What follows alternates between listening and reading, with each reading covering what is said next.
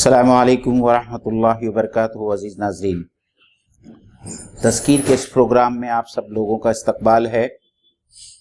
सूरह रहमान की आज 6वीं नशिस्त है और गुज़िश्ता नशिस्त में अल्लाह ताला ने मुजरिमों से खिताब करते हुए उनको एक चैलेंज दिया था कि तुम हो सके तो आसमानों और ज़मीन के हद से बाहर निकल जाओ, लेकिन तुम मेरी गिरफ्त से बाहर नहीं जा सकते।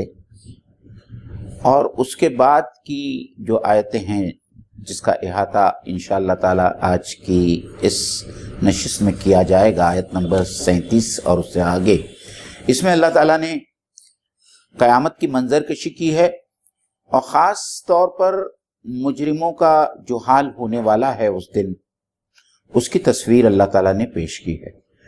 तो आज मेरे साथ में डॉक्टर फुरकान साहब मौजूद हैं। इंशाअल्लाह ताला हम लोग सबसे पहले उन आयतों की तर्जुमानी सुनते चलें और फिर एक एक आयत पर इंशाअल्लाह तफसील से गुफ्तगू होगी। औज़ु बिल्लाहि मिनश शैतानिर रजीम, बिस्मिल्लाहिर रहमानिर रहीम।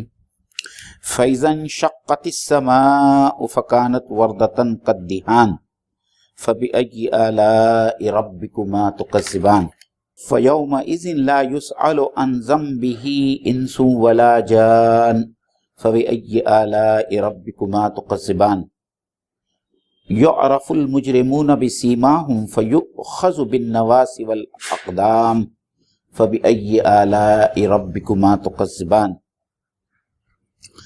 हाज़िही जहन्नमुल्लती युकज़्ज़िबु बिहल मुजरिमून यतूफ़ून बैनहा व बैन हमीमिन आन फ़बिअय्यि आलाइ रब्बिकुमा तुकज़्ज़िबान वलिमन ख़ाफ़ मक़ाम रब्बिही जन्नतान फ़बिअय्यि आलाइ रब्बिकुमा तुकज़्ज़िबान। सदक़ल्लाहुल अज़ीम।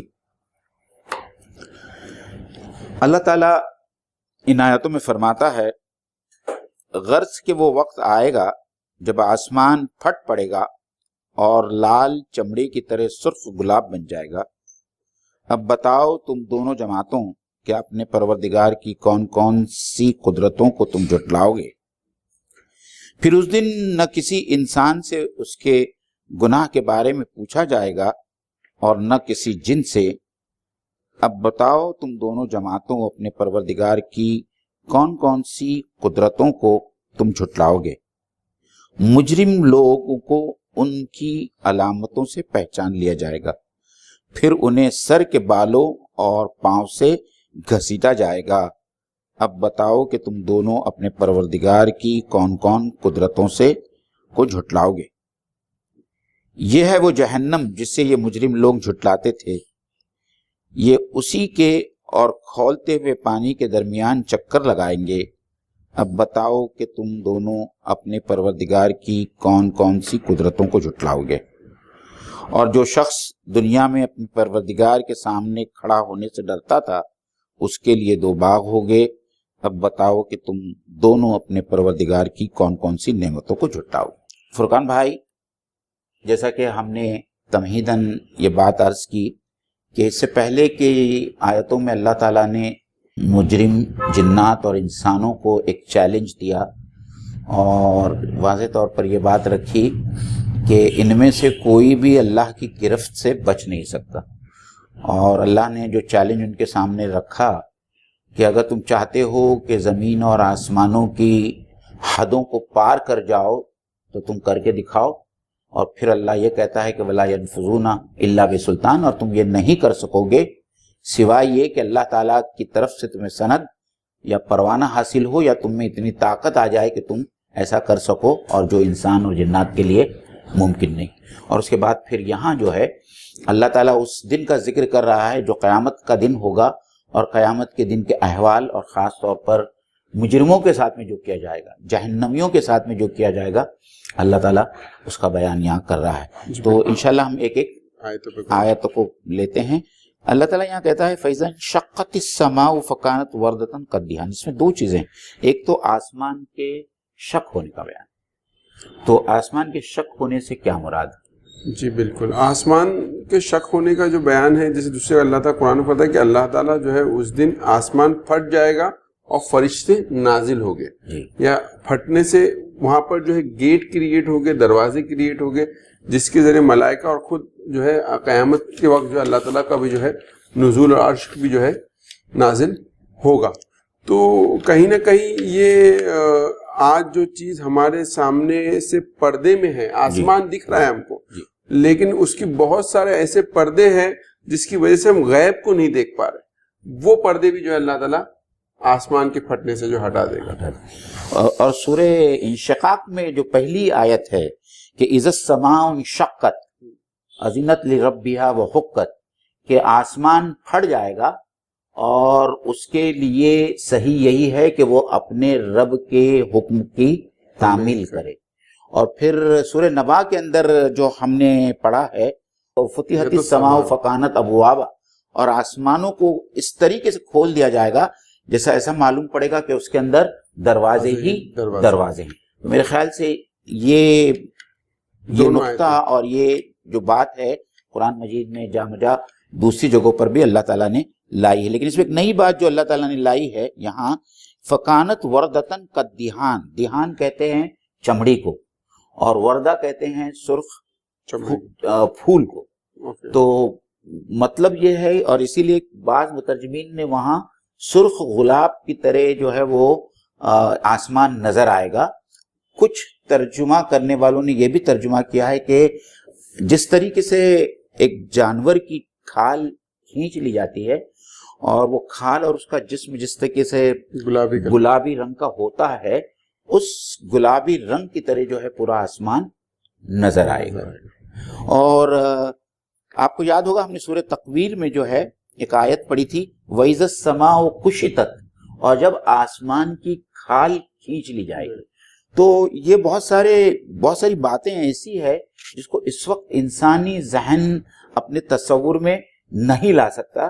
اللہ تعالیٰ نے قیامت کے روز کی جو تصویر کشی کی ہے کہ ایسا ہونے والا ہے کہ گویا آسمان پھٹ جائے گا اور پورا جو ہے وہ سرخ رنگ کا ہو جائے گا.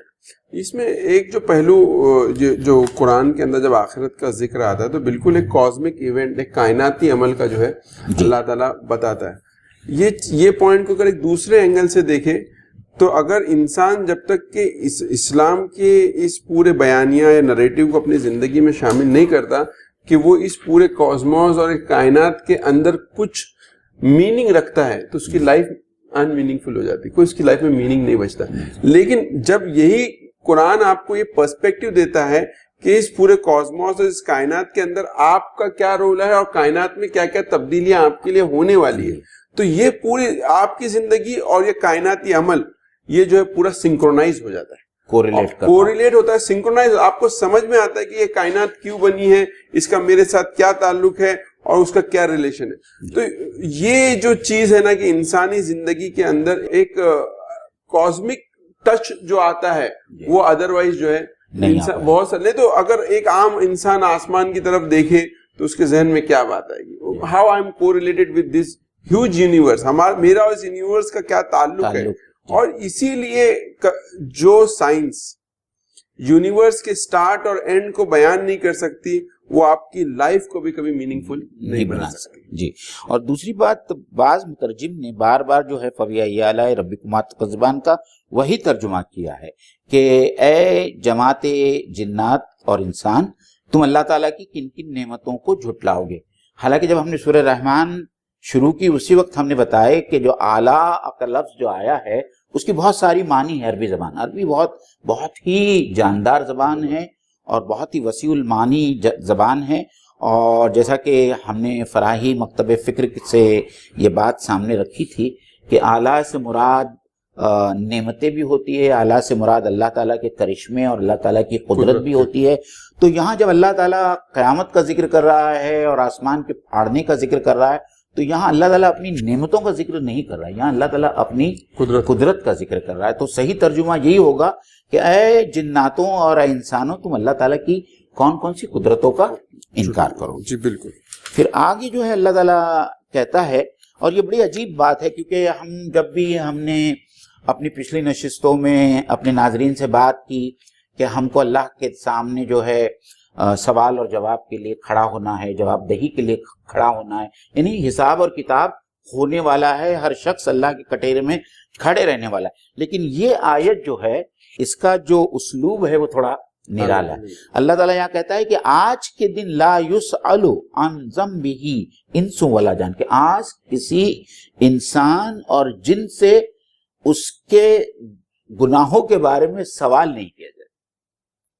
جی بالکل، اس میں تو مفسرین نے بہت ساری باتیں کہی ہے کہ کیوں سوال نہیں کیا جائے گا۔ ایک رائے تو یہ ہے کہ یہ اس وقت کا بیان ہے کہ جب جو ہے مردے جو ہے قبر سے اٹھائے جائے گا، سب کو اٹھایا جائے گا، کوئی سوال نہیں پوچھا جائے گا۔ اور دوسری رائے یہ ہے کہ اللہ تعالیٰ تو آل نوئنگ ہے، اللہ علیم ہے، تو اللہ کو کسی سے کوئی سوال پوچھنے کی کوئی ضرورت نہیں ہے۔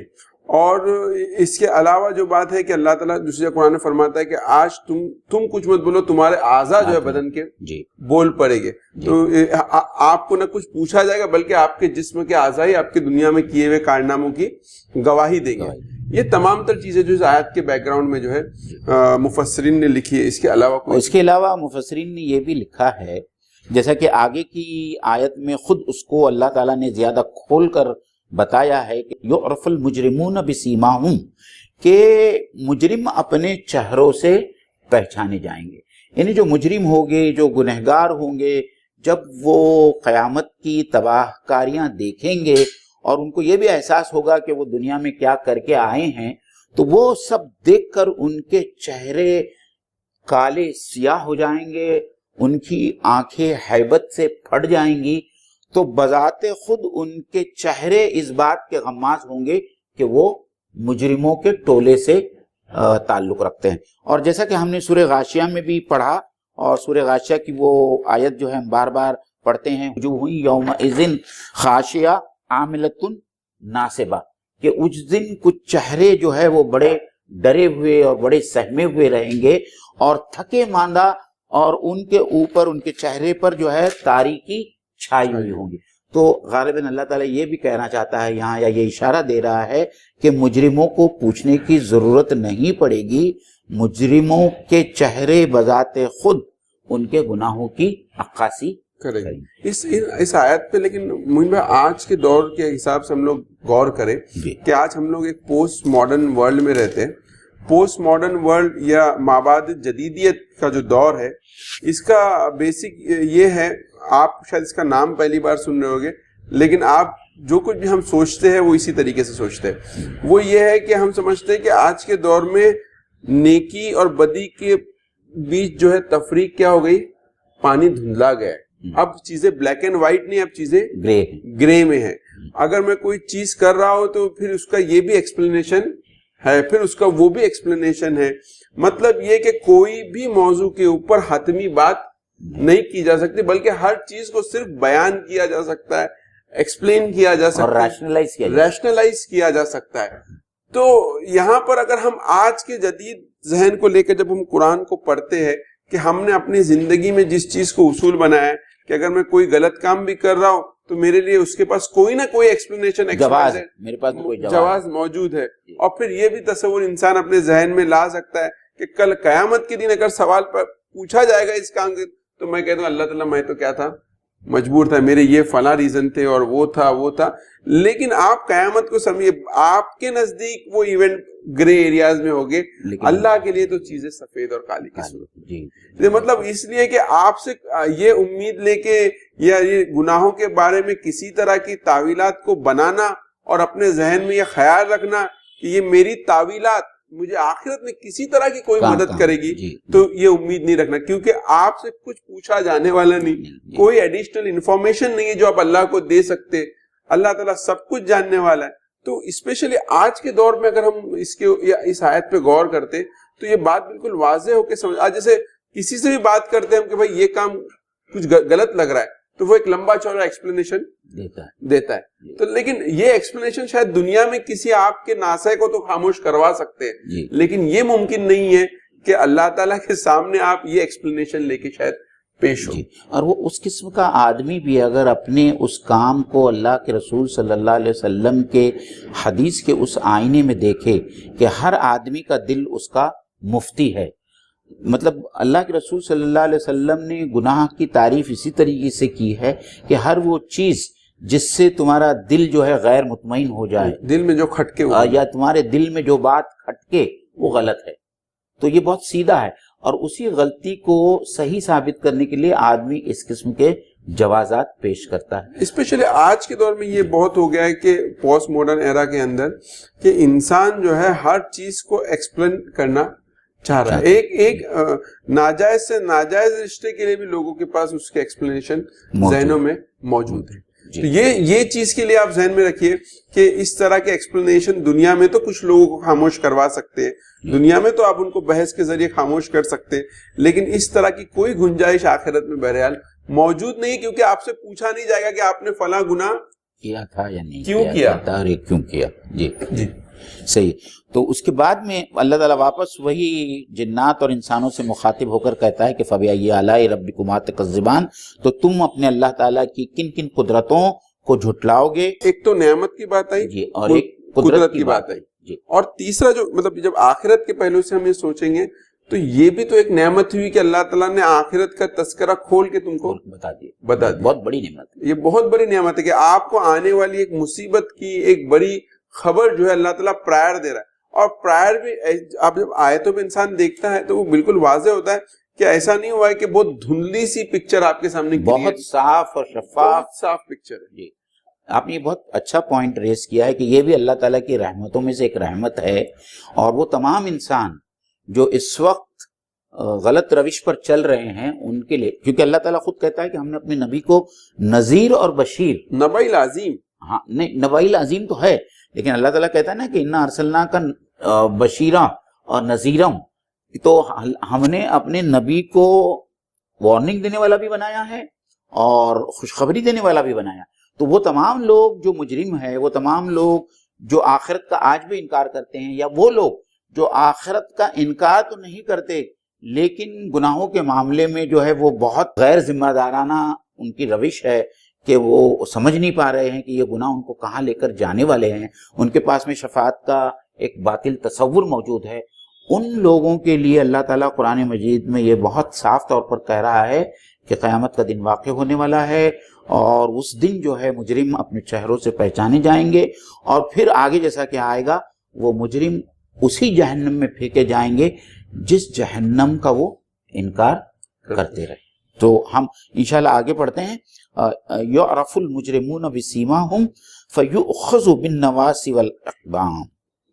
تو اللہ تعالیٰ کہتا ہے کہ اس دن پکڑے جائیں گے یہ تمام مجرم, ان کے سر کے آگے کی جو بال ہوتے جس کو پہلے تو پہچان لی جائے گی اپنے چہروں سے, پہلے تو چہروں سے پہچان لیے جائیں گے, کیونکہ ان کے چہرے ڈر اور خوف کے مارے جو ہے ایک دم سیاہ پڑ گئے ہوں گے, ان کی آنکھیں پتھرائی ہوئی ہوں گی. وہ جب وہ ہیبت ناک منظر قیامت کا جب دیکھیں گے تو پہلے تو وہ مجرم پہچان لیے جائیں گے. ایک یاد ہے کہ وہ سورہ یاسین میں بھی تھا, وَامْتَازُوا الْيَوْمَ أَيُّهَا الْمُجْرِمُونَ, اے مجرموں آج تم الگ ہٹ جاؤ. زندگی میں, دنیا کی زندگی میں تم میرے نیک بندوں کے ساتھ میں رہے, لیکن اب وقت آیا ہے کہ اب تم میرے نیک بندوں کے ساتھ میں نہیں رہ سکتے. جب پکڑے جائے گے اس سے پہلے کہ ان کے چہروں کے جو ہار رنگت اڑی ہوئی ہوگی, جی مطلب انسان جب جہنم کی آگ کو دیکھے گا تو اس کی جو کیفیت ہے وہ مطلب وہ تو کچھ نہ بولنے کی کیفیت میں رہے گا, لیکن بالکل واضح رہے گا.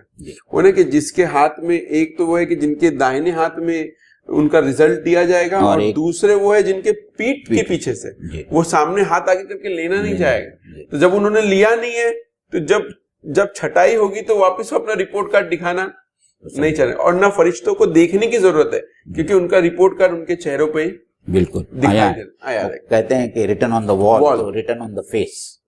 نہیں, اور یہ چیز ہم کبھی اپنے اندر بھی پیدا کریں کہ خدا نہ خواستہ ہمارے ساتھ یہ آخرت میں معاملہ ہوا کہ ہم کو خدا نہ خواستہ اللہ نہ کرے کہ ہم جو ہے گناہ کے معاملے میں پڑھ کے جہنم کی طرف رسید ہو, تو کیا وہ چہرے ہو گئے کہ مطلب اتنی مایوسی کہ کروڑوں سال تک جو انسان کو جہنم کی آگ میں رہنا. جی, اور دوسرا یہ نقطہ قابل غور ہے فرقان بھائی کہ ذلت جس طریقے سے ذلت کے ساتھ میں اور رسوائی کے ساتھ میں ان کو جہنم میں ڈھکیلا جائے گا اس کا یہاں بیان ہو رہا ہے.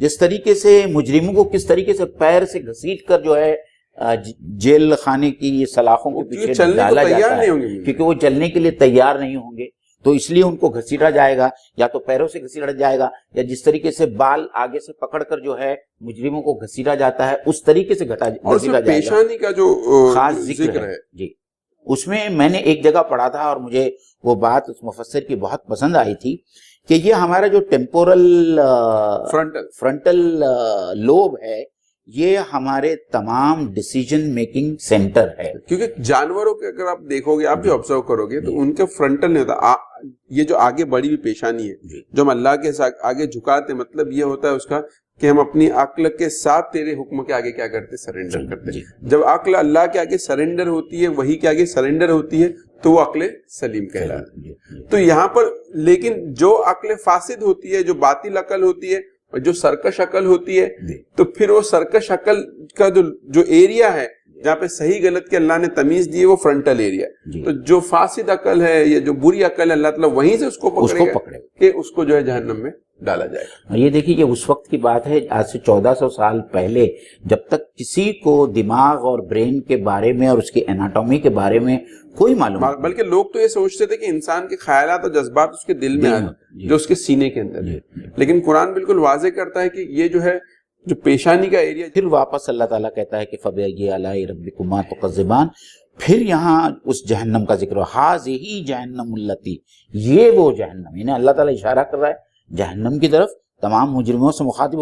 ہَٰذِهِ جَهَنَّمُ الَّتِي يُكَذِّبُ بِهَا الْمُجْرِمُونَ. اے مجرموں یہ وہ جہنم ہے جس کا تم اب تک انکار کرتے رہے ہو. یہی اس میں وہ بات نہیں کہ تل کا کہ وہ بلکہ یہی مطلب جہنم ان کے سامنے ہوگی اور وہ جہنم کی چیخ اور پکار کو سنیں گے.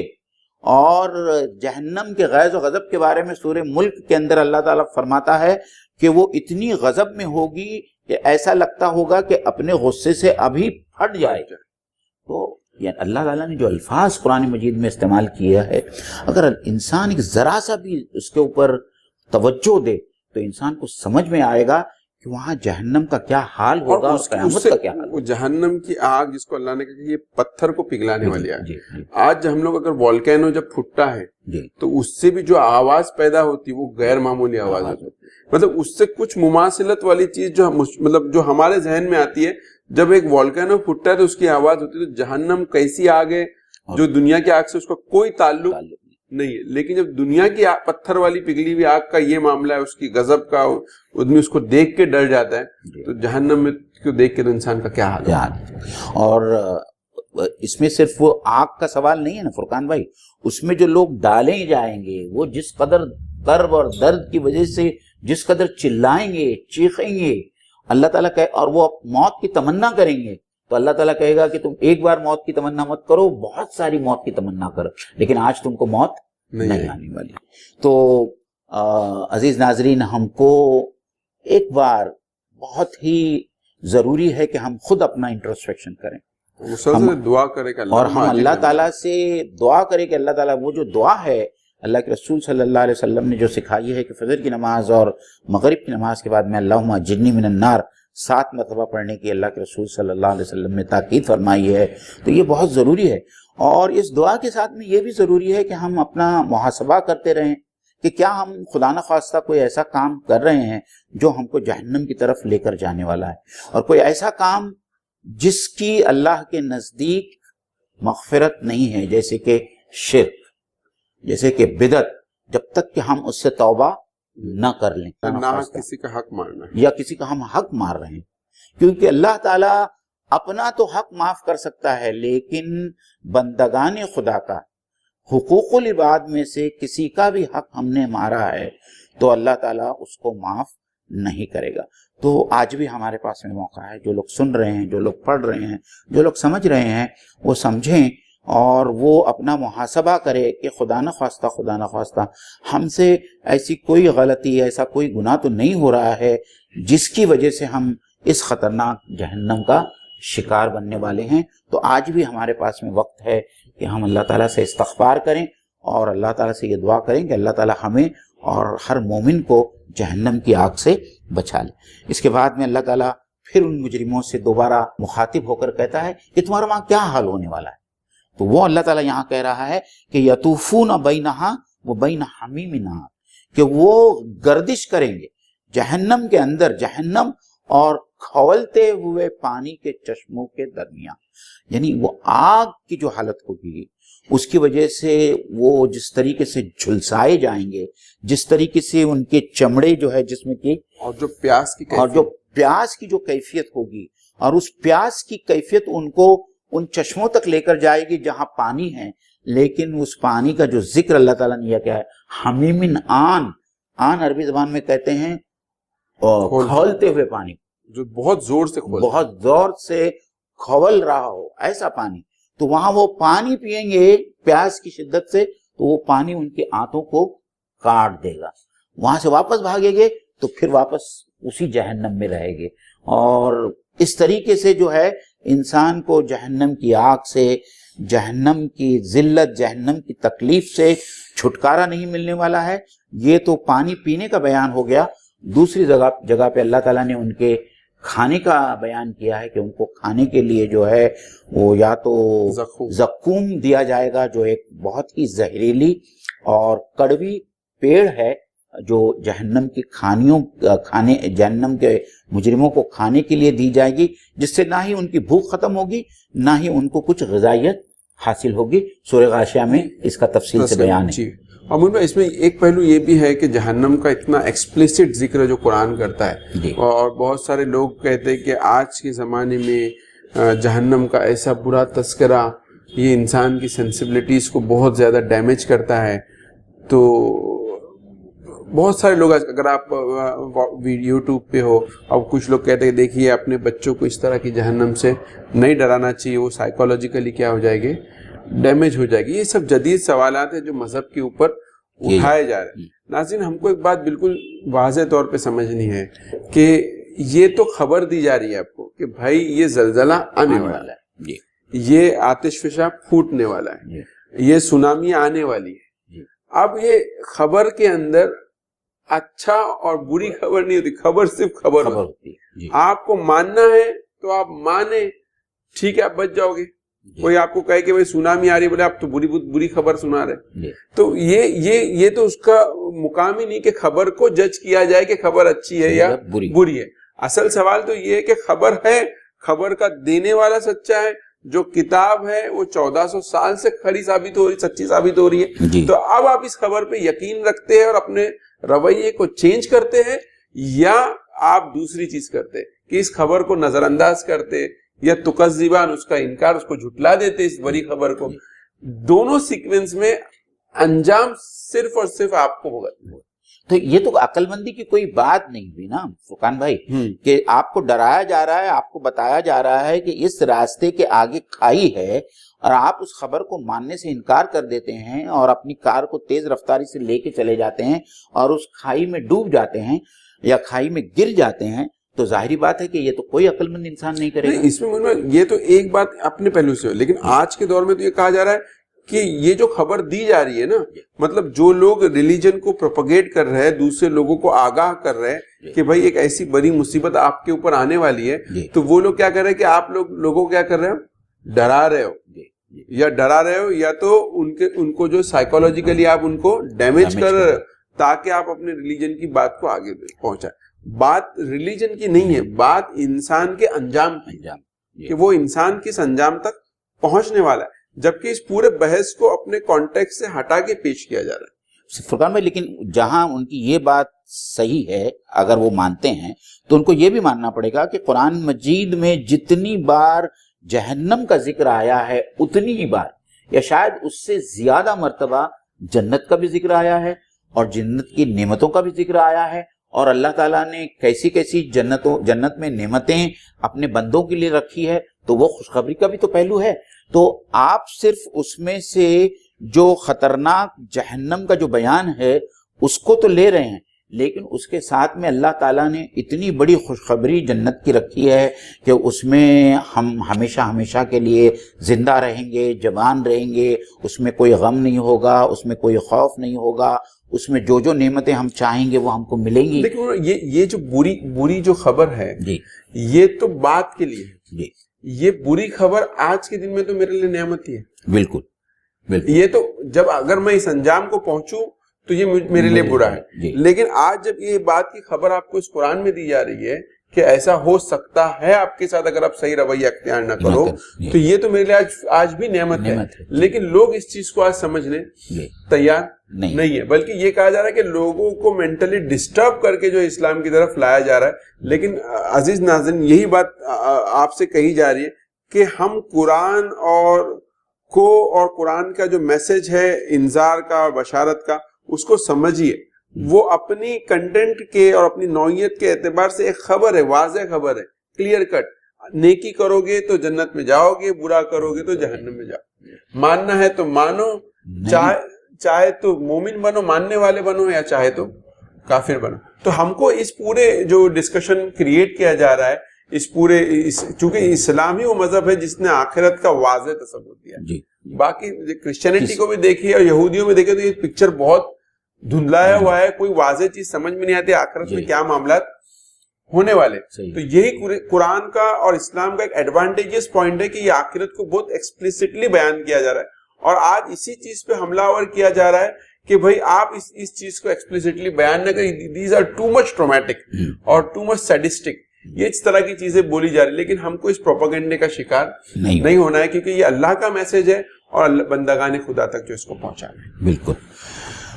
اس کے آگے اب اللہ تعالیٰ وہی جو آیت ترجیح ہے فَبِأَيِّ آلَاءِ رَبِّكُمَا تُكَذِّبَانِ، اور ہم نے اپنے پچھلے نشست میں بھی ناظرین کے سامنے یہ بات رکھی تھی، ہو سکتا ہے کہ کچھ ناظرین اس نشست میں حاضر نہ ہوں، تو اللہ کے رسول صلی اللہ علیہ وسلم نے جب سورہ رحمان پڑھ کر اپنے صحابہ کے سامنے سنائی، اور جب بھی فَبِأَيِّ آلَاءِ رَبِّكُمَا تُكَذِّبَانِ پڑھا تو صحابہ نے اس کا کچھ جواب نہیں دیا، تو اللہ کے رسول صلی اللہ علیہ وسلم نے بہت پیاری بات کہی کہ جب جنات نے سورہ رحمان آپ صلی اللہ علیہ وسلم کے زبان مبارک سے سنا، تو جب بھی آپ فَبِأَيِّ آلَاءِ رَبِّكُمَا تُكَذِّبَانِ پڑھتے تھے تو جنات اس کا جواب دیتے تھے، لَا بِشَيْءٍ مِّن نِعْمِكَ رَبُّنَا فَلَكَ الْحَمْدُ، کہ اے اللہ تعالیٰ ہم تیری کسی نعمت کا انکار نہیں کرتے اور تیرے لیے حمد ہے، تو تیرے لیے تعریف ہے۔ تو یہ جب بھی فَبِأَيِّ آلَاءِ رَبِّكُمَا تُكَذِّبَانِ پڑھی جائے تو یہ جواب جو ہے مسنون دعا ہے جو پڑھنی چاہیے۔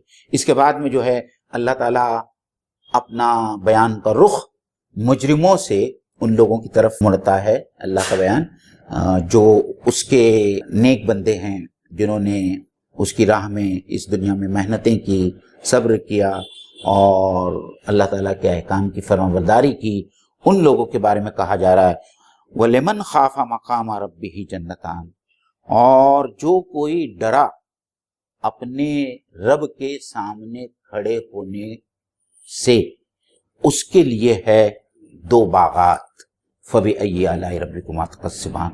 تو یہاں فرقان بھائی ایک شخص اور اس کے ساتھ میں وہ پورا گروہ جس کے بارے میں کہا جا رہا ہے، اس کے ایک فرد کے بارے میں کہا جا رہا ہے کہ یہ جماعت ایسے افراد پر مشتمل ہے جو لوگ ہر وقت دنیا میں رہتے ہوئے اس بات کے خائف رہے یا اس بات کو ہمیشہ سوچتے رہے یا ان کے دل میں اس بات کا استحضار رہا کہ ہم کو ایک دن اپنے رب کے سامنے کھڑے ہو کر اپنے اعمال کا حساب اور کتاب دینا ہے۔ تو ظاہر بات ہے کہ جب مجھے اس جواب دہی کا احساس ہے تو میں خود اپنا محاسبہ کر رہا ہوں، روزانہ نہیں بلکہ ہر پل کر رہا ہوں، تو ظاہری بات ہے کہ ایسا انسان جو اپنا محاسبہ کر رہا ہے اور اس کو معلوم ہے کہ اللہ کے سامنے کھڑے ہو کر جو ہے جواب دہ ہونے والا ہے، تو ظاہری بات ہے کہ وہ اپنے آپ کو گناہوں سے بچاتا رہے گا،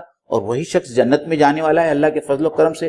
تو اس کے لیے اللہ تعالیٰ کہتا ہے کہ اس کے لیے ایک باغ نہیں ہے، اس کے لیے دو باغ ہیں، مطلب جنت اور جنت کے اندر جو ہے اس کے لیے 2 باغ ہوں. بہت جگہ حدیث میں بھی آیا ہے کہ 2 باغ سے مراد ایک تو سونے کا باغ ہے اور دوسرا چاندی کا باغ ہے. جی. اور جو نیک بندے رہے گے، جو اللہ سے بہت زیادہ تقوی اختیار کرنے والے بندے، ان کو یہ دونوں باغ ملے گے.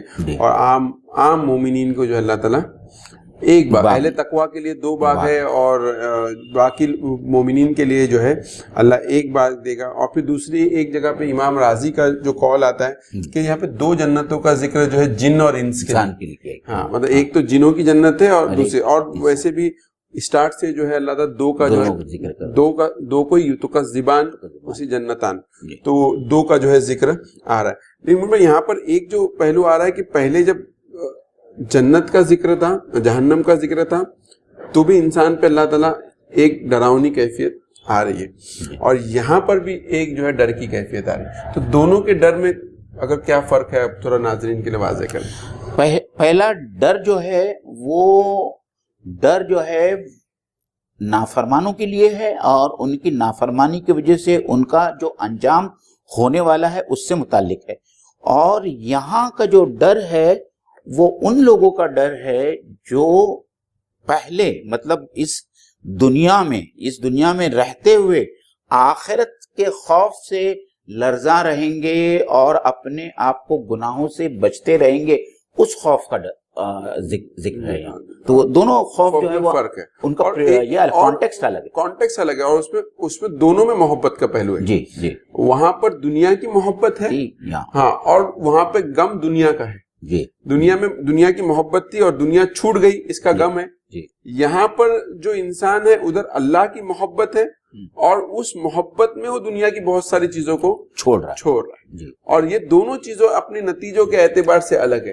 ایک جگہ پہ دنیا کی محبت ہے اور چھوٹ جانے کا ڈر ہے، اور دوسری طرف اللہ کی محبت ہے اور اللہ کی محبت چھوٹ جانے کا ڈر ہے. اس لیے انسان پوری دنیا کے اندر جو ہے مشکل سے مشکل ڈیسیجنز کے لیے وہ کیا ہو رہا ہے، تیار. وہی بات یہاں کہی گئی ہے، اما من خاف مقام ربہ ونہى النفس عن الہوى فإن الجنت ہی المأوى. یہ سیم چیز ہے جو آپ نے کہی، جو قرآن مجید کی آیت ہے کہ اور جو اپنے رب کے سامنے جواب دہی کے لیے یا حساب کے لیے کھڑا ہونے سے ڈرا اور اس نے اپنے نفس کو برائیوں سے روکا، نفس کی خواہشات، اپنے خواہشات نفس کو روکا، فَإِنَّ الْجَنَّةِ هِيَ الْمَأْوَىٰ، تو اس کا ٹھکانہ جنت ہونے والا. یہاں دونوں باتیں اللہ تعالیٰ نے کلیئر کر دی کہ اس کو اس بات کا بھی ڈر ہے کہ اللہ تعالیٰ کے سامنے حساب اور کتاب کے لیے کھڑا ہونا ہے، اور اسی لیے وہ اپنے خواہشات نفس کے اوپر قابو پا رہا ہے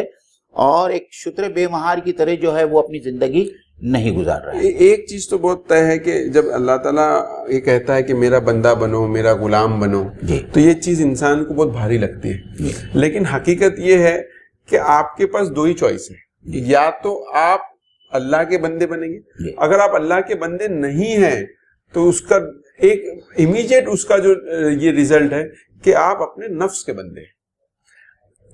These two positions are mutually exclusive. آپ یہ 2 میں سے چھوڑ کے کوئی تیسرا گروہ نہیں ہے انسانوں میں. یا تو ایک وہ لوگ ہیں جو اللہ کے بندے ہیں، یا تو پھر وہ اپنے نفس کے بندے. اس کو چھوڑ کے کوئی تیسرا گروہ نہیں ہے دنیا میں. لیکن نتائج کے اعتبار سے جو نفس کا بندہ ہے، جس نے، اور نفس کیا مانگتا ہے، جو اس کے آس پاس لگی ہوئی دنیا ہے وہی مانگتا ہے.